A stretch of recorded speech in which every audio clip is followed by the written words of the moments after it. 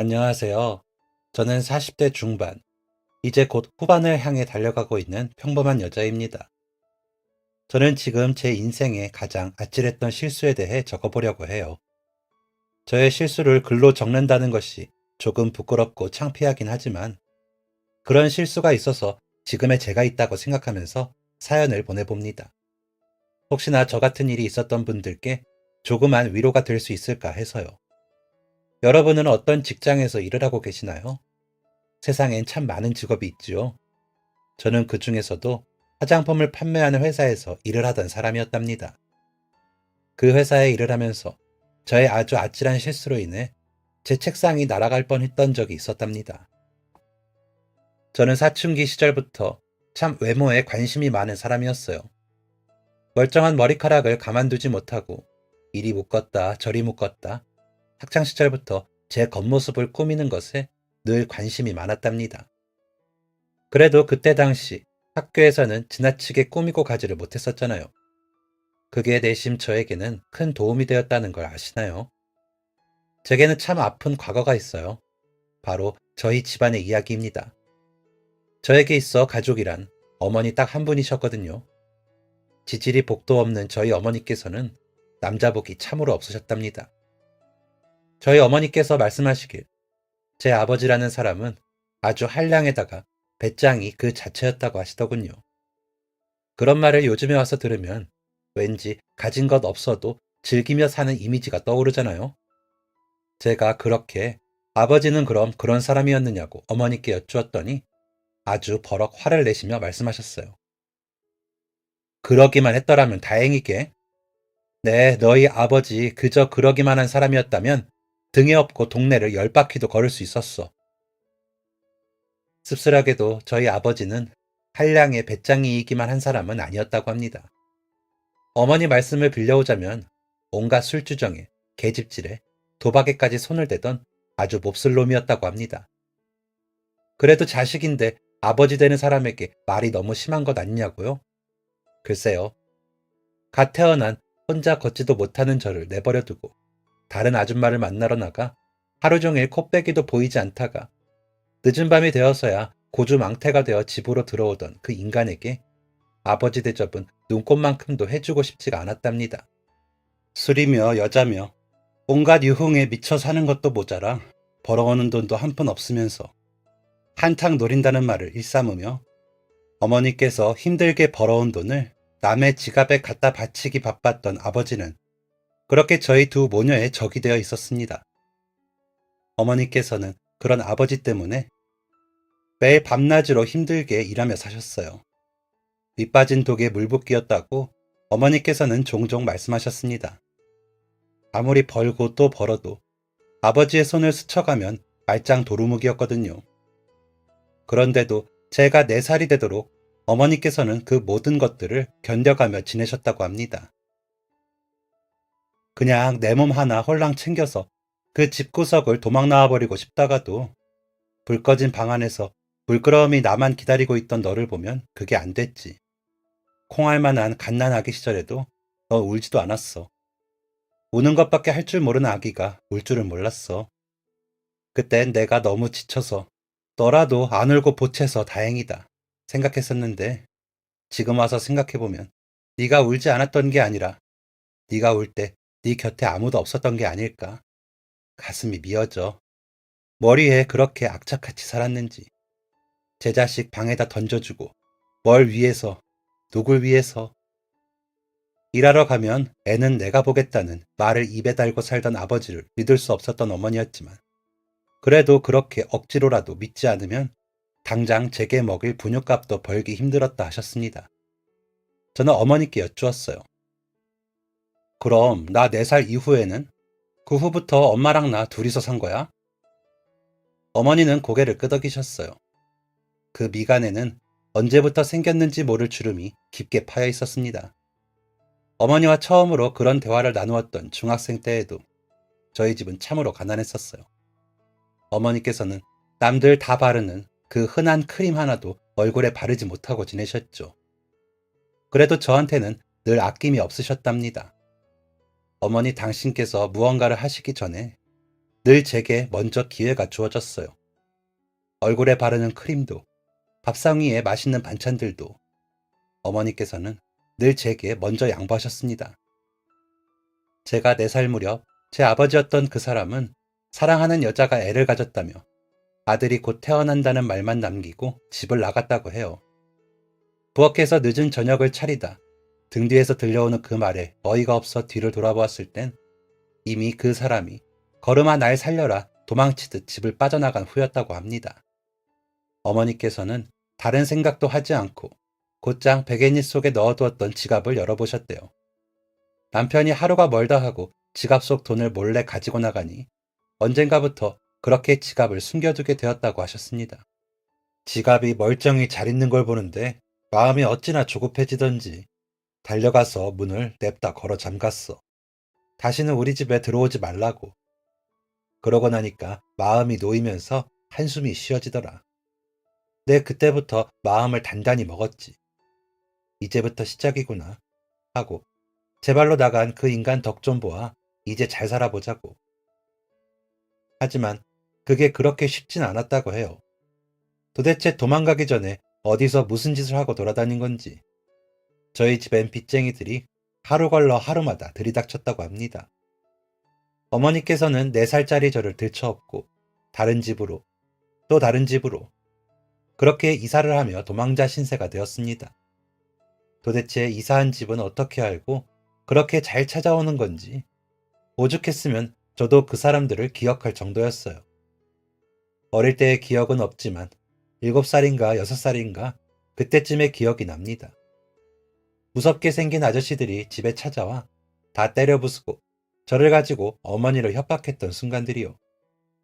제게는 그 장면이 너무 끔찍하고 무서운 순간이었지만 어머니께서는 평생의 장면이었을 거라 생각하니 마음이 아팠습니다. 당연하게도 제 마음속에는 아버지라는 사람에 대한 분노가 커져갔어요. 그리고 그러면 그럴수록 어머니에 대한 사랑은 깊고 깊어져만 갔습니다. 어머니의 평생을 괴롭히던 아버지의 그림자. 그 기나긴 고통 속에서도 어머니께서는 저를 사랑해 주셨고 그 사랑의 깊이가 결코 얕다거나 하지 않았기 때문에 저는 누구보다 사랑받는 아이로 자랄 수 있었습니다. 끔찍하고 괴로운 장면들은 아주 쉽고 빠르게 머릿속에서 지워져 갔어요. 제가 제 스스로 부족함이 없는 아이라고 착각할 정도로 말이지요. 그렇게 예쁨을 받고 사랑을 받으며 살았으니 현실과는 상관없이 여느 또래의 아이들과 같은 사춘기를 지날 수밖에 없었어요. 학교에만 오면 가난은 남의 이야기 같았고 그게 지속되니 집에서도 거울 속 제 모습만 들여다보기에 바빴습니다. 그러던 어느 날 비싼 화장품을 아빠에게 선물 받았다며 학교 친구 하나가 자랑을 하더라고요. 그까짓 게 좋으면 얼마나 좋다고 저렇게 으스대나 하는 마음에 아낀다는 그 화장품을 손가락으로 콕 찍어 발라버렸습니다. 샘이 나서 했던 행동이기도 했어요. 저도 제가 부끄러울 정도로 너무나 못된 행동이었죠. 제 행동에 화가 났던 친구는 씩씩대며 제 머리채를 잡아 뜯었고 질 수 없었던 저는 손가락에 찍었던 크림을 책상에 묻혀두고 친구의 머리채를 똑같이 붙들었어요. 한참 싸움이 일어나고 난 후에야 담임 선생님이 저희를 발견하셨고 결국 학교에 부모님을 모시고 오라는 소리까지 듣게 되었습니다. 저희 어머니와 그 친구의 어머니 그리고 선생님까지 총 5명이서 대면을 하던 그 시간이 얼마나 불편했는지 모릅니다. 심지어 저와 그 친구는 이미 화해 비슷한 것을 하고 난 후였기 때문에 더 그러했어요. 아무래도 저희가 그렇게 대면하게 된 가장 큰 이유는 친구의 어머니인 것 같았습니다. 벌써부터 손버릇이 그리 나빠서 되겠어요? 아주 도둑견을 키우셨습니다. 과장된 말씀이었습니다. 그걸 아는지 친구는 부랴부랴 그런 거 아니라고 자기 어머니를 뜯어 말리더군요. 저도 덩달아 그 자리에서 그냥 크림이 너무 좋아 보여 한번 발라보고 싶어서 그랬던 것뿐이라고 변명했습니다. 그런데 어머니께서는 어쩐지 아무 말씀이 없으시더군요. 고개를 푹 숙이고는 그 자리에서 가장 잘못한 사람인 것 마냥 그런 어머니의 모습이 싫어서 또 저는 더 오버하며 말했습니다. 엄마, 진짜 그런 거 아니야. 그냥 제가 가져온 크림이 너무 궁금해서 엄청 비싸고 좋은 거라고 해서 손가락에 찍어본 게 다야. 그리고 우리 벌써 화해했어. 조금 억울하기도 하고 자기 엄마를 말리지 못하는 친구가 원망스럽기도 했던 것 같아요.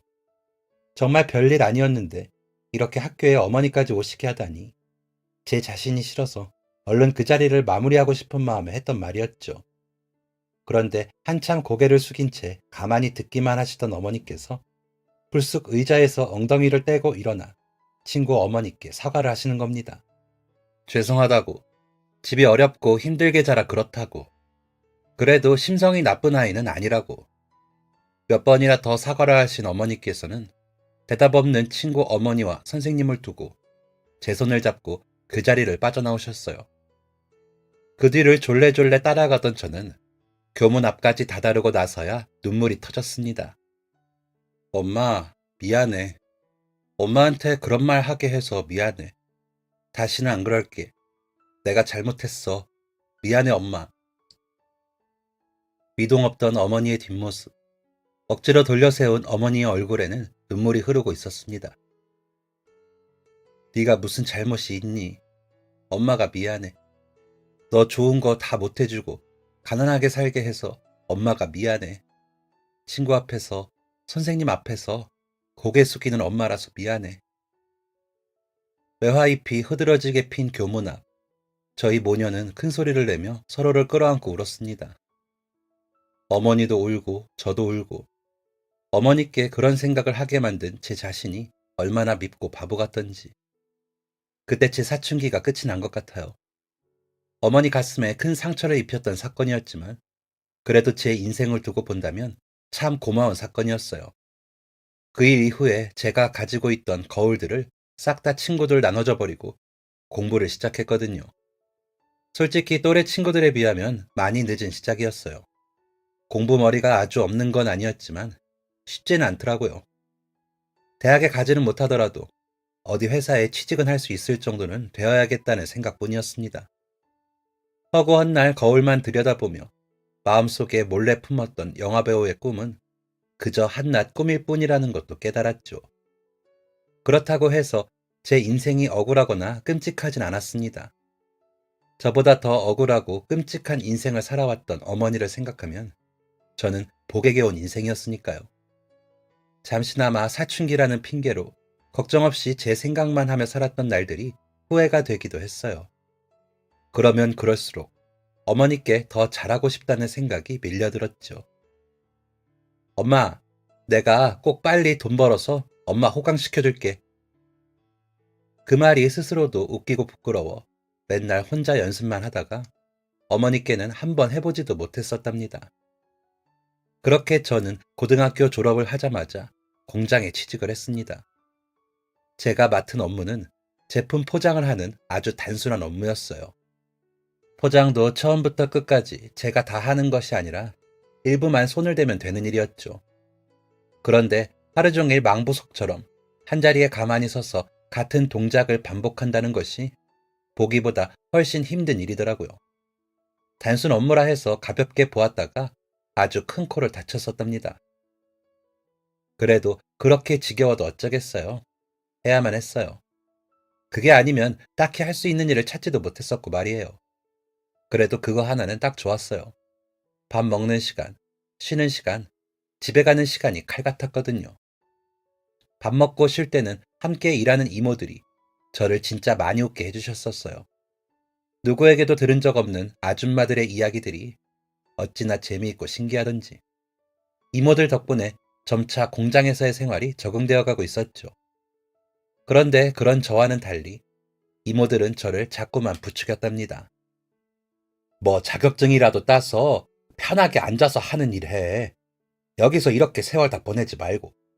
거창한 거 아니더라도 그냥 사무실 앉아서 할 수 있는 일들 많잖아. 내 딸 같아서 그래, 우리는. 이모들이 자꾸 그런 말씀을 하시니 처음 제가 공장에 일을 시작한다고 말씀드렸을 때 어머니께서 반대하시던 모습이 떠올랐어요. 제가 집도 어렵고 형편이 좋지 못하다는 것을 알던 이모들은 그러니 더더욱 저를 더 나은 길로 가게 하고 싶으셨던 것 같아요. 무엇이 더 나은 길이라고는 말할 수 없지만 이모들 보시기엔 그랬던 것 같습니다. 결국 저는 컴퓨터 공부와 격리 공부를 시작했어요. 낮에는 일을 하고 밤에는 공부를 했는데 생각보다 솔직히 할 만하더라고요. 그래서 재미가 있었죠. 어머니께서도 그런 저를 보며 너무 좋아하시더라고요. 몰랐습니다. 그냥 냅다 무슨 일이라도 하는 것만 효도인 줄 알았는데 그게 아닐 수도 있다는 걸 말이에요. 그렇게 컴퓨터 기본 프로그램을 다루는 자격증과 얕은 회계 공부를 마치고 나니 어느덧 저는 또 다른 취업의 문 앞에 서 있었답니다. 정들었던 이모들과 헤어지는 것이 너무나도 속상했지만 제발 좀 얼른 발을 떼라 하고 농담 반 진담 반으로 저를 응원해 주셨던 이모들 덕분에 힘이 많이 났었어요. 그리고 어머니의 응원 속에 자신감이 조금 붙기도 했었고요. 그러던 저희 눈에 들어온 어느 회사의 구인 공고. 격리와 사무실 전반적인 업무를 맡을 사람을 급하게 구한다는 내용이었습니다. 급하게 구한다니 확인할 것도 없이 전화번호를 눌렀어요. 서류를 가지고 면접을 보러 오라고 하더군요. 그렇게 전화를 끊고 나서 자세히 그 회사에 대해 알아보기 시작했습니다. 사실 무슨 회사인지도 모르고 냅다 그 업무만 보고 지원을 한 것이었던 거예요. 그런데 찾아보니까 그 회사가 글쎄 화장품을 판매하는 회사더라고요. 순간적으로 고등학교 때 친구와 있었던 일이 떠올랐습니다. 그때 그 친구가 학교에 가지고 왔던 크림 이름이랑 같진 않지만 좀 비슷한 느낌이더라고요. 그래서였는지 추억에 잠겨 아직 면접도 보지 않은 회사에 냅다 마음을 빼앗기고 말았습니다. 그때 그 화장품과 같은 회사 이름도 아니었는데 단지 비슷하다는 생각에 추억에 잠겨서 말이에요. 일할 만한 곳은 좀 찾아봤어? 저녁 무렵 일을 마치고 돌아온 어머니께서 걱정스레 제게 물어오셨습니다. 그렇지 않아도 내일 면접을 보러 가기로 했다고 말씀을 드리니 어머니께서 갑자기 핸드백 속에 넣어두셨던 화장품 하나를 꺼내주시더라고요. 처음 보는 화장품이었습니다. 이거 요 앞에서 행사에서 싸게 팔기에 사왔다. 너 면접 보려면 그래도 조금은 단정하게 하고 가야 할 텐데 싶어서. 그 조그마한 상자를 열어보니 그 안에는 파운데이션 하나가 들어있었어요. 생애 첫 파운데이션이었습니다. 그도 그럴 것이 고등학교 때 사춘기를 졸업하면서부터 외모에 관심을 뚝 끊어버리느라 성인이 되고 나서도 화장을 일절 하지 않고 지냈었거든요. 그래도 그 낯설기만 한 파운데이션을 어머니께 선물 받고 나니 괜히 설레는 기분이 들더라고요. 화장이라고는 할 줄도 모르면서 냅다 손등에 그 누런 것을 꾹 눌러 짜보았습니다. 그런데 그걸 얼굴에 덜어 아무리 두드리고 펼쳐보아도 어쩐지 점점 더 이상해지는 기분이 들더군요. 태어나 한 번도 파운데이션이라는 것을 발라본 적이 없었으니 제대로 될 리가 없었습니다. 무척 당황해서 어머니께 도움의 눈길을 청해보았지만 당황하신 건 어머니도 마찬가지셨어요. 생각해보니 제 기억 속 어머니의 모습도 화장기 없는 맨얼굴이었더라고요. 얼굴을 몇 번을 씻어내고 다시 바르기를 반복했던 저는 결국 맨얼굴로 면접 볼 회사 안으로 들어서야 했습니다. 그래도 하나도 두렵지 않았어요. 비록 얼굴에 바르고 가지는 못했지만 핸드백 속에 부적처럼 고이 모시고 갔거든요. 파운데이션에 담긴 어머니의 작고 따뜻한 응원을 말이에요. 그리고 면접을 보기 위해 잠시 자리에 앉아 기다리는 그 순간에 그 파운데이션에 적혀있던 글자를 보게 되었습니다. 순간 깜짝 놀라서 헉하고 숨이 멎었어요. 전날 밤에는 얼굴에 발라보는 것에만 혈안이 되어 차마 읽어보지도 않았던 파운데이션의 회사명이 바로 면접을 보는 그 회사의 이름과 같았던 것입니다. 그 순간, 아, 이건 잘 될 거라는 행운의 징조이다. 라는 생각이 들었습니다. 그리고 저는 그 기운을 받아 면접에 합격하게 되었죠. 사실 면접이랄 것도 거창하진 않았습니다. 대기업처럼 다른 사람들이 우르르 줄을 서서 함께 보는 면접도 아니었고, 인사팀장으로 보이는 어떤 여자분 한 분과 제가 독대하듯 봤던 면접이었어요.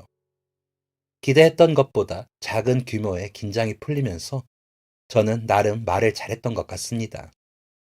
마침 면접 자리에 들어가기 직전에 발견했던 핸드백 속 파운데이션에 관한 작은 일화도 털어놓아 보면서 말이에요. 제가 그 이야기와 어머니, 그리고 저희 집 사는 이야기를 짧게나마 그분께 들려드리면서 이렇게 인연이 깊은 회사와 오래오래 일하고 싶은 열정이 있다고 말씀을 드렸을 때 그분께서 이마를 짚던 것만 빼면 모든 것이 완벽했습니다.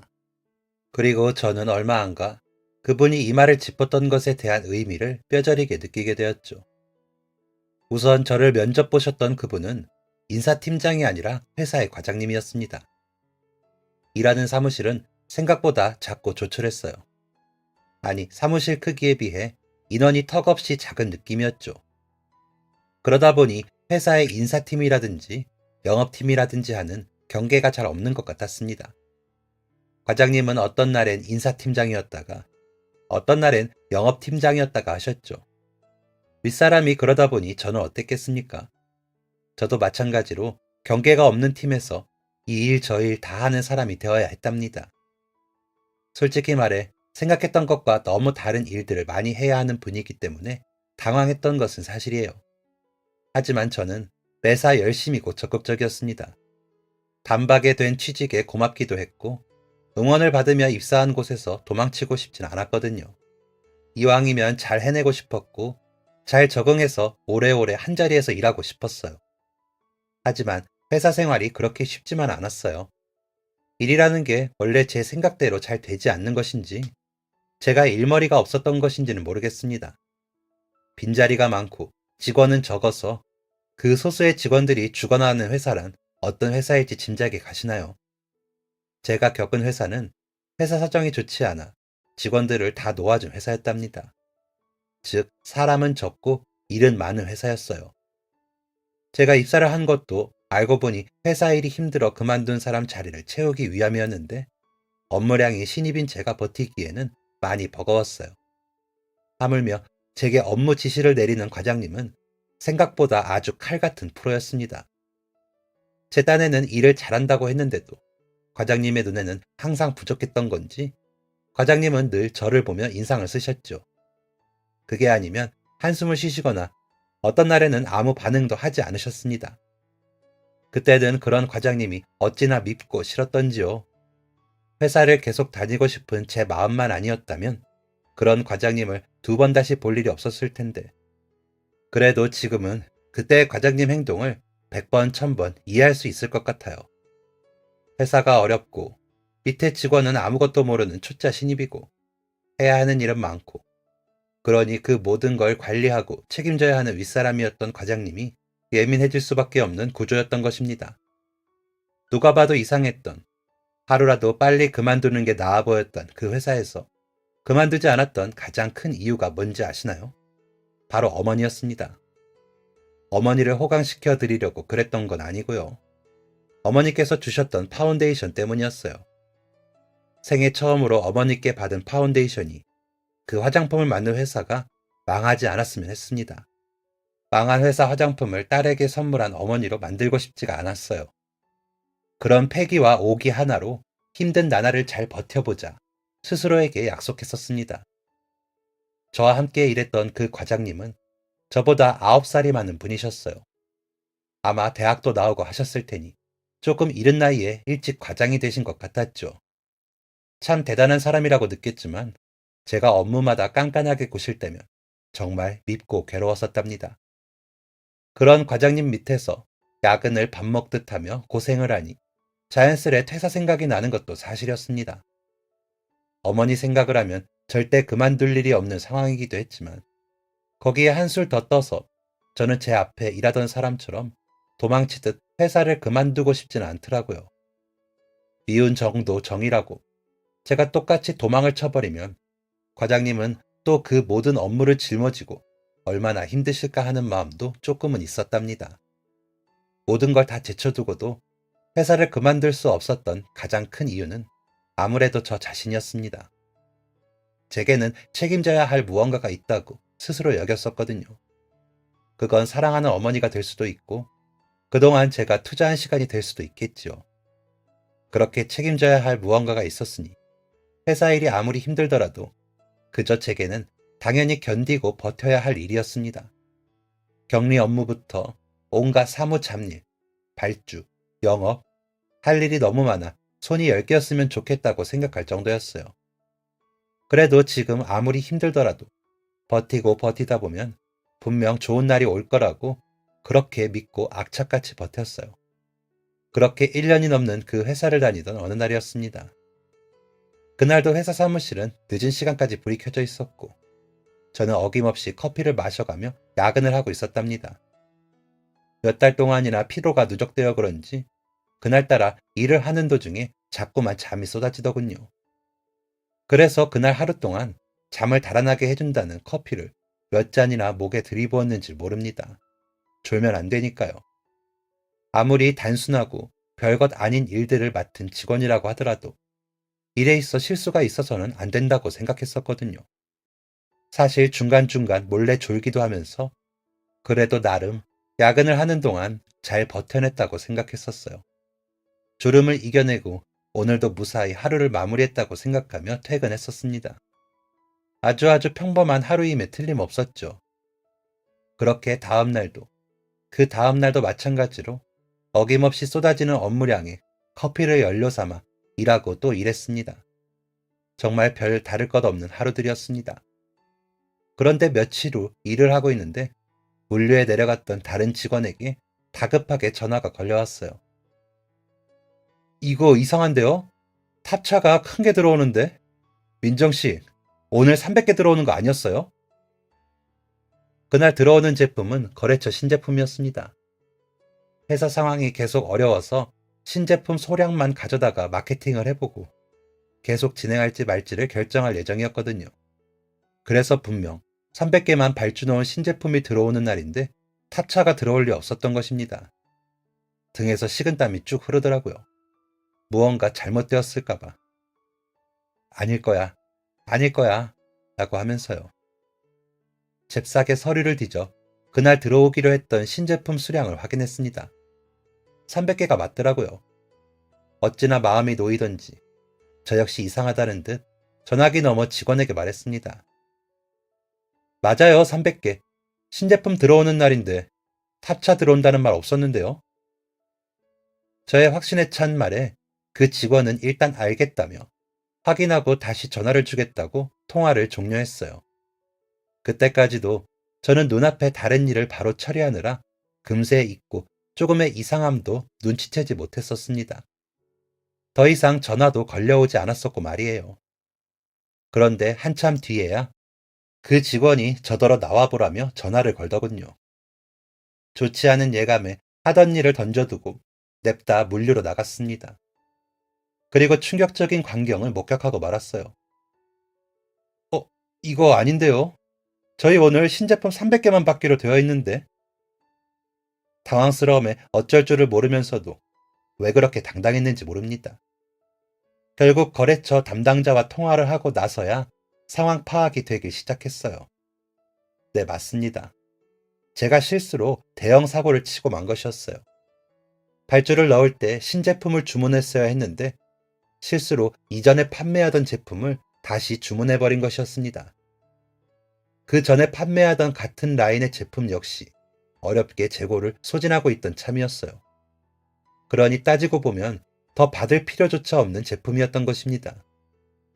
야근하며 정신을 못 차리던 날, 머리로는 신제품을 발주한다 하면서 손으로는 신제품 발주 대신 익숙했던 구제품을 발주하게 되었고, 엎친 데 덮친 격으로 거래처 담당자까지 바뀌어 확인을 하지 못하고 그대로 주문이 들어간 것이었죠. 저는 거래처에 전화를 걸어 사정사정을 했습니다. 정말 죄송합니다. 제가 신제품 300개 주문하려다가 그만 주문 취소로 처리가 안 될까요? 부탁드립니다. 대형 사고라는 생각에 돌이킬 방법부터 머리를 굴렸어요. 그래도 아직 탑차에서 제품을 내리기 전이니 사정을 잘 이야기하면 주문을 취소할 수 있지 않을까 믿었습니다. 하지만 돌아오는 대답은 아주 절망스러웠어요. 이미 3,000개가 만들어졌는데 그걸 어떻게 취소해 주겠냐고요. 네, 3,000개를 주문했고 그 주문한 것마저 신제품이 아닌 이전 제품이었습니다.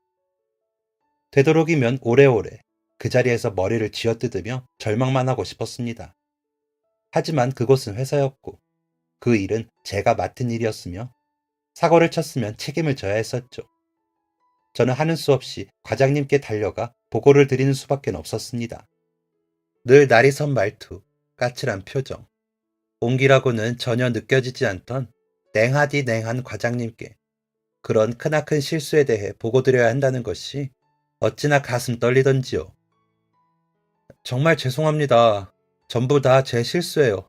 과장님, 꼼꼼하게 봤어야 했는데 일 해결하면 회사 그만두겠습니다. 아니, 해결 못해도 지금 그만두겠습니다. 절대 울지 않으려고 했는데 그 상황에 눈물만큼은 절대 안 된다고 생각했는데 자꾸만 울먹이는 소리가 났습니다. 제 이야기를 들은 과장님의 표정이 다시 미세하게 일그러졌어요. 어쩐지 오랜만에 그런 표정을 보는 것 같았습니다.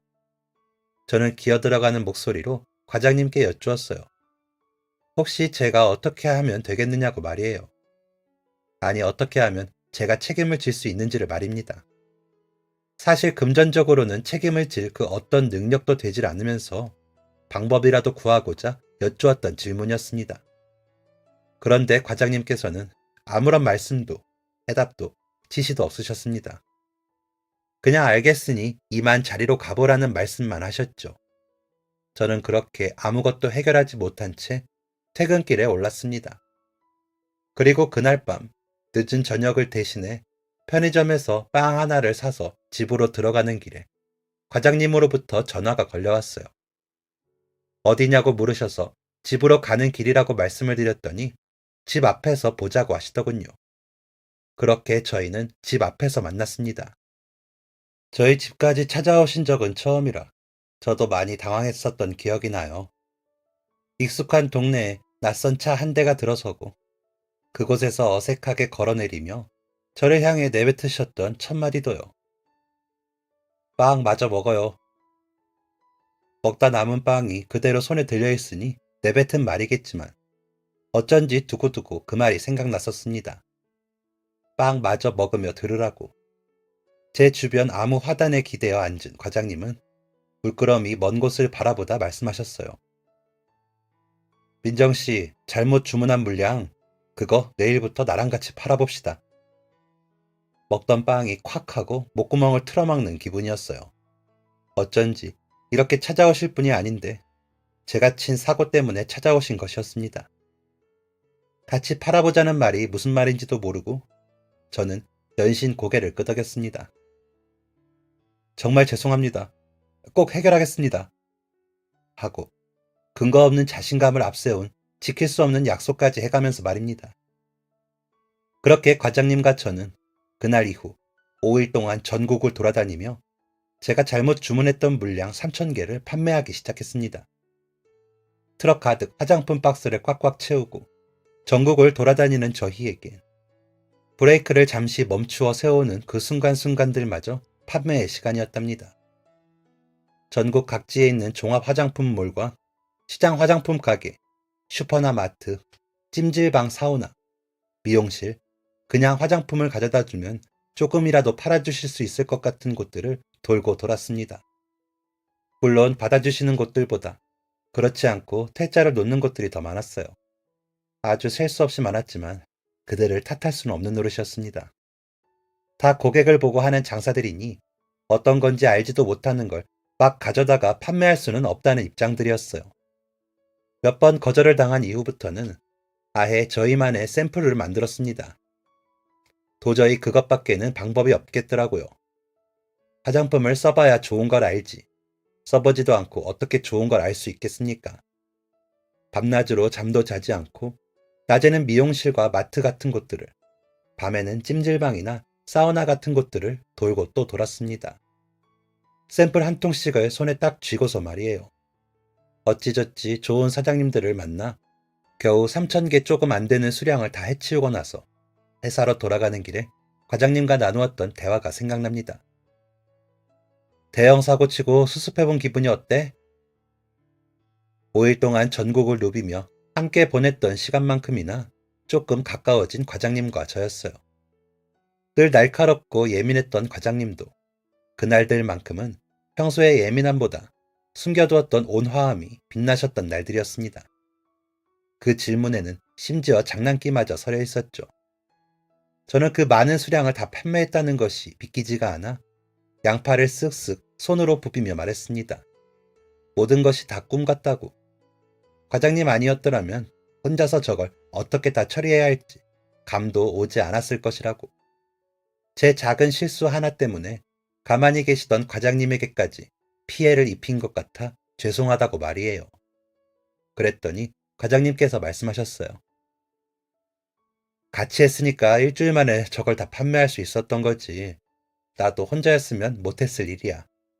민정 씨가 인상도 좋고 해서 사장님들께 그나마 50점 먹고 들어간 거였지. 그리고 실수야 뭐. 누구나 다 하는 거잖아, 사람이라면. 큰 실수였다고 자책하거나 절망하지 않았으면 해. 실수를 했다는 사실보다 같은 실수를 다시 반복하지 않는 것이 더 중요한 법이잖아. 다시 같은 일이 일어나지만 않으면 돼. 그 순간, 아니 사실은 그보다 훨씬 전부터 생각하고 있었던 것이지만 과장님이 다르게 보였습니다. 무척이나 세련되고 멋있는 사람처럼 느껴졌어요. 늘 까칠함을 얼굴에 드러내는 과장님 특유의 표정이 참 싫었었는데 그 표정마저도 과장님을 돋보이게 해주는 것 같았습니다. 시크하고 도도한 멋진 여자. 진짜 난 과장님 덕분에 다 해결했다. 회사로 올라가는 길 내내 현실이 믿기지 않아 웃었다, 울었다 반복했습니다. 지난 일주일간 제게 일어났던 모든 일들이 믿기질 않아서요. 실수했다는 것을 깨달은 순간과 그걸 수습하기 위해 전국을 누볐던 5일 동안의 모든 일들 말이에요.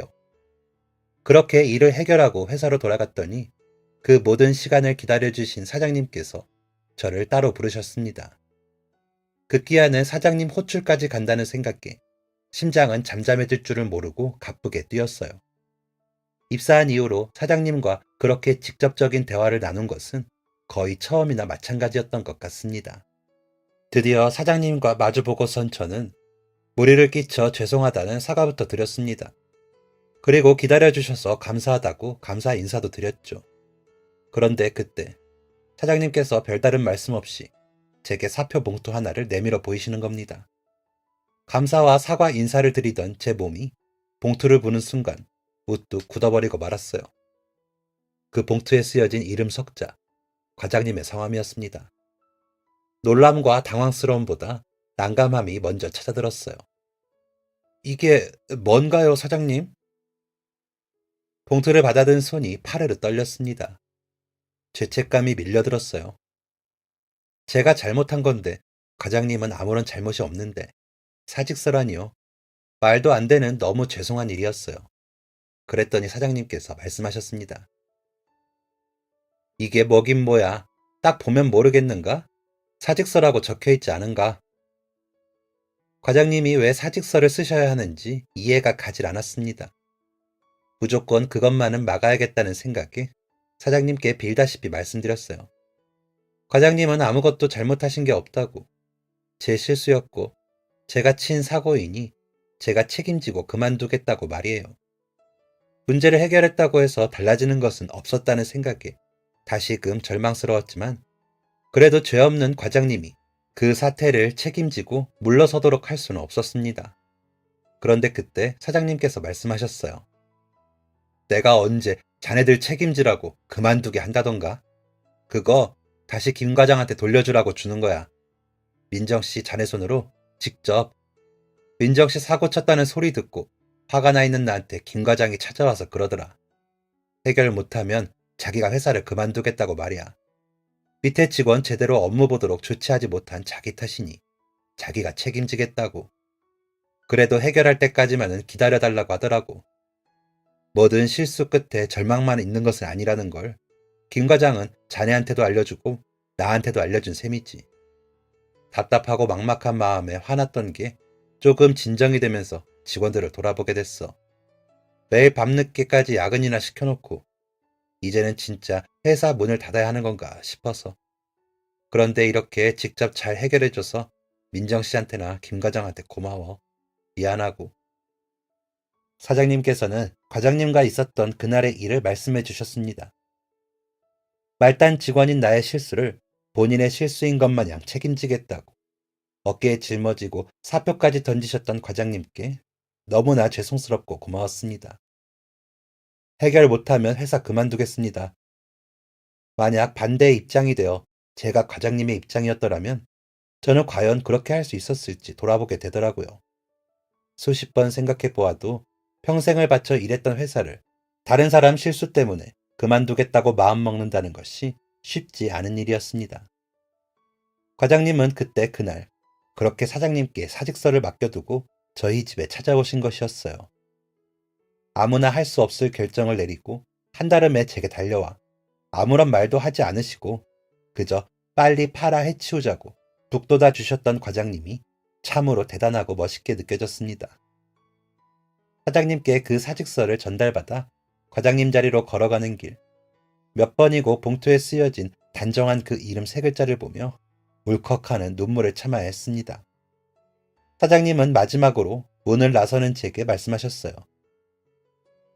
김 과장, 그게 회사도 살리고 나도 살리고 너도 살렸다. 사장님의 그 말씀이 자꾸만 귀에 맴돌았고 울상이 되어버린 저를 발견하고 놀라서 저를 바라보던 과장님과 눈이 마주쳤을 땐 더 이상 눈물을 참을 수가 없었습니다. 회사에서 눈물을 흘리는 건 정말 하고 싶지 않았는데 말이에요. 저는 그렇게 얼떨결에 저를 끌어안고 위로하는 모양이 된 과장님에게 품에 안기다시피 하여 맹세 아닌 맹세를 했답니다. 과장님, 사장님께 말씀 다 들었어요. 어떻게 그런 생각을 하셨어요? 제가 정말 죄송했고 또 너무 감사해요. 저 진짜 과장님 생각해서라도 열심히 잘할게요.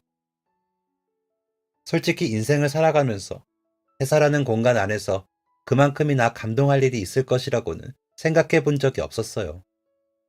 게다가 늘 프로답기만 하고 찔러도 피 한 방울 나오지 않을 것 같은 냉한 기운의 과장님에게서 그렇게나 큰 감동을 받게 될 것이라고는 더 생각하지 못했던 것이죠.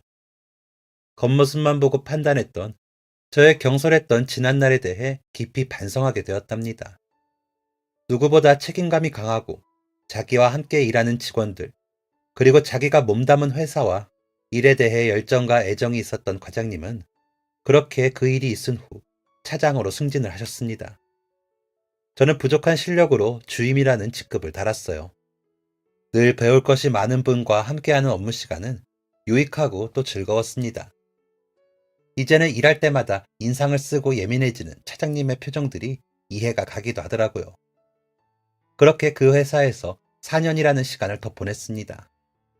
그러는 동안 회사 경영에는 몇 번의 위기가 찾아오기도 하고 또 몇 번의 신락 같은 희망이 찾아오기도 했었지만 결국 문을 닫게 되었어요.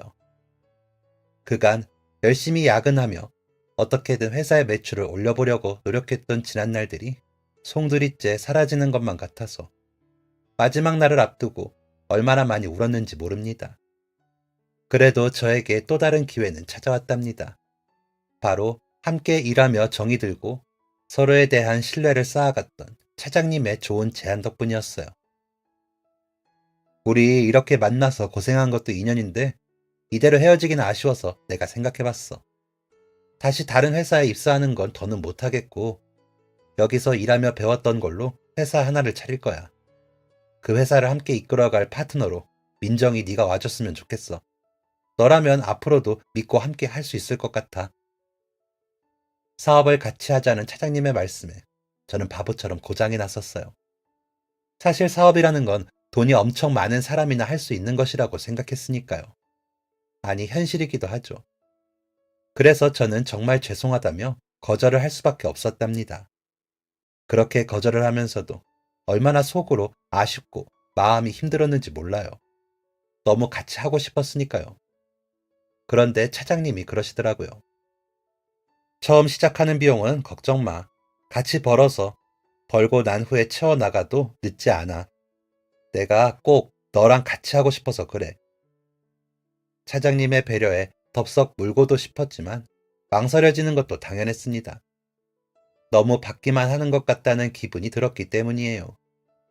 하지만 결국 저는 그 제안을 승낙하게 되었어요. 이유는 간단했습니다.